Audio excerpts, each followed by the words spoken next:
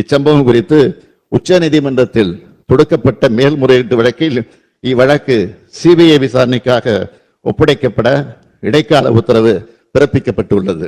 நான் எனது 50 ஆண்டுகால பொது வாழ்க்கையில் எத்தனையோ நிகழ்ச்சிகளை பார்த்திருக்கிறேன், நடத்தியும் இருக்கிறேன்.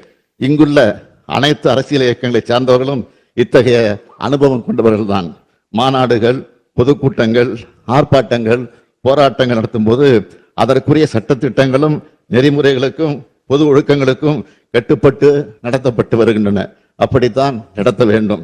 கட்டுப்பாடுகளை மீறும்போது அதனால் பாதிக்கப்படுவது நிகழ்ச்சிகள் நடத்தும் கட்சியினுடைய தொண்டர்கள் தான், நமது தமிழ்நாடு மக்கள் தான்.